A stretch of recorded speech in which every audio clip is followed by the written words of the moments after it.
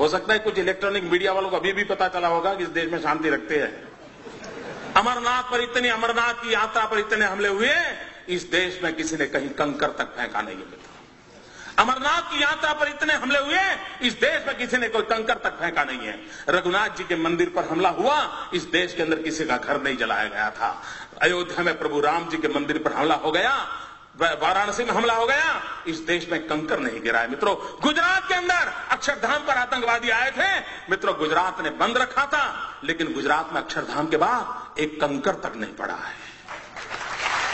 लेकिन कुछ लोग हैं इन चीजों को भूल जाना चाहते हैं, सच्चाई को उजागर करने की उनकी हिम्मत नहीं है मित्रों, और इसलिए झूठी बातों को लेकर के हिंदुस्तान की जनता को गुमराह करने में लगे हुए। और इसलिए मैं कहता था मित्रों, इस देश में एक विदेशों के पैसों से पला हुआ एक 5 स्टार एक्टिविस्टों का वर्ग है, जिसकी हर गतिविधि को चौंक करके देख लीजिए। उनका काम यही होता है, कोई भी घटना घटे तो आतंकवादियों को बौद्धिक प्रोटेक्शन के दिए वो मैदान में उतर आते हैं, नई नई मनगढ़ंत स्टोरियां गढ़ाते हैं, नए नए तर्क देते हैं, और आतंकवाद के खिलाफ अगर किसी ने आवाज उठाई, वो जैसे देश का दुश्मन है, कॉम्बिनर है, हिटलर है, न जाने कौन कौन से डिक्शनरी के शब्द हैं, उसको निकाल के आते हैं मित्रों। वो डरते हैं जो अपनी छवि के लिए मरते हैं। मैं तो वो इंसान हूं जो हिंदुस्तान की छवि के लिए मरता हूं, मुझे मेरी छवि की परवाह नहीं।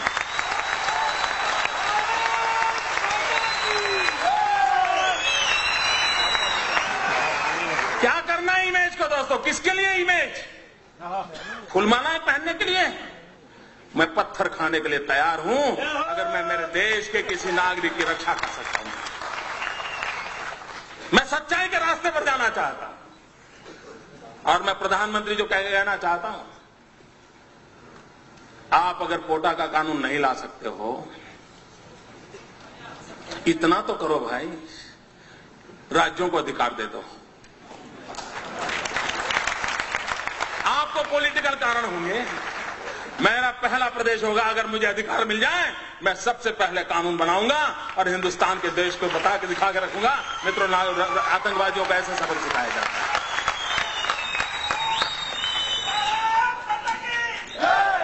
कुछ तो हिम्मत दिखाओ भाई, लोग बेमौत मर रहे हैं और आप अपनी राजनीति पर उतारू हैं, देश के भविष्य की आपको चिंता नहीं है। और मित्रों, कैसी हरकतें हो रही हैं, आतंकवाद ऐसे नहीं बढ़ रहा है। आतंकवादियों के हौसले उतने बुलंद नहीं है जितने रास्ते तैयार कर देते हैं जो आतंकवादियों को चलने काम आ रहे हैं। मुझे बताइए, गुजरात के अंदर एक इशरत जहान नाम की लड़की को, आतंकवादी लड़की को, हमारी पुलिस के साथ एनकाउंटर हो गया, अब उसको मार गिराया। आपको मालूम होगा वो दिन, याद कीजिए, सारे दुनिया के 5 स्टार एक्टिविस्ट मोदी पर टूट पड़े थे साहब कि एक नौजवान लड़की को मार दिया, निर्दोष लड़की को मार दिया, गोली से भून दिया। ये खुद आतंकवादी है, यहां तक चले गए। इतना ही नहीं मित्रों, इस प्रदेश के अंदर 5 स्टार एक्टिविस्ट, कुछ मीडिया के मित्रों ने उसे एक बहुत बड़ी शहीद के रूप में उसकी जनाजा निकाला था। चद्दर चढ़ाने चले गए थे, चद्दर चढ़ाने चले गए थे, और एक पार्टी के नेता 1 लाख रुपया देकर के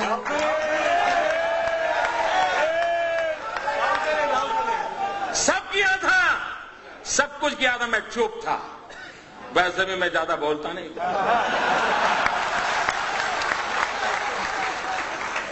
मैं सही जगह पर, सही भाषा में, सही समय पर बात करने का आदमी। सुबह शाम चीख कर अखबार की जगह खराब करने की मुझे आदत नहीं।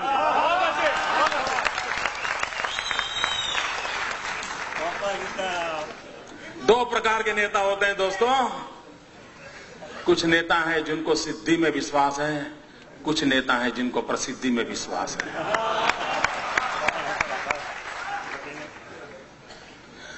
और जब 3 दिन के बाद ग्वाजा टाइम्स, जो लश्कर तोयबा का एक मुखपत्र है, उसने एक आर्टिकल लिखा, पाकिस्तान में आर्टिकल छपा कि हमें शान से गौरव हो रहा है कि इशरत जहां जैसी एक लड़की ने हमारे मकसद को पूरा करने के लिए अपने आप को बलि चढ़ा दिया।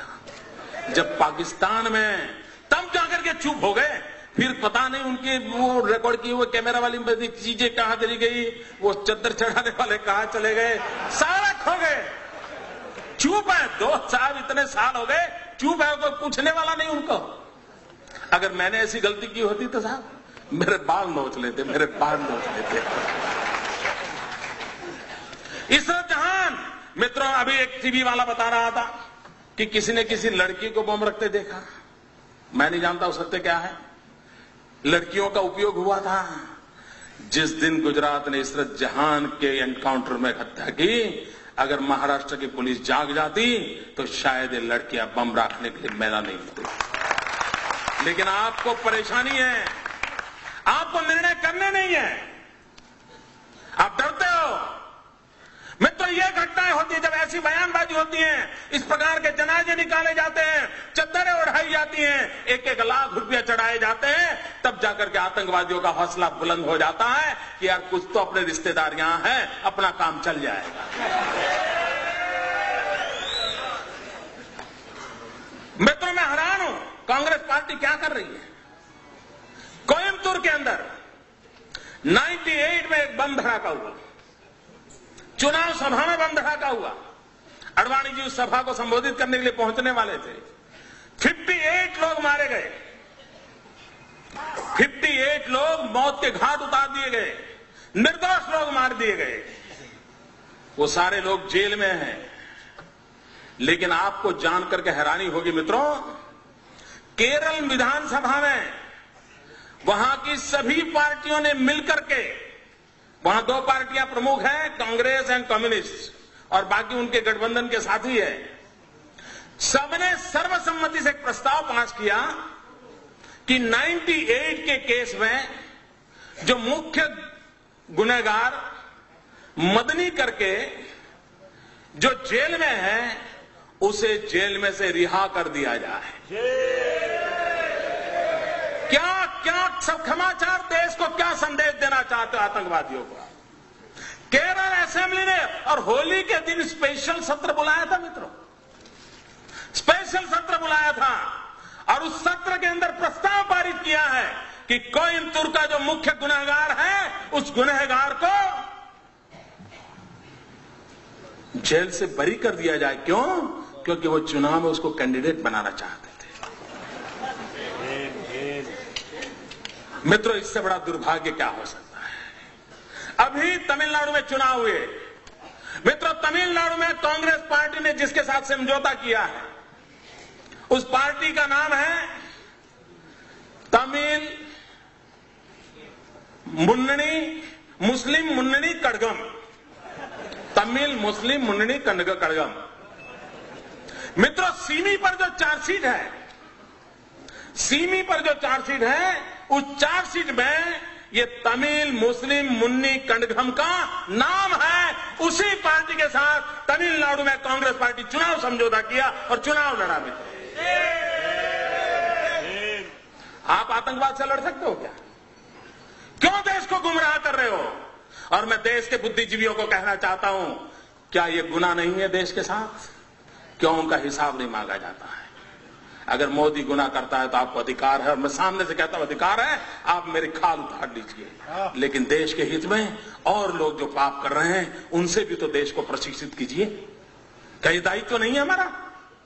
मैं इन कलम के धनियों को कहना चाहता हूं, देश की ये मांग है। मित्रों, अभी आसाम के चुनाव हुए, आसाम के चुनाव के अंदर जिसने आसाम को लहूलुहान कर दिया, वो उल्फा ओपनली कांग्रेस पार्टी को चुनाव जिताने के लिए समर्थन में मैदान में था।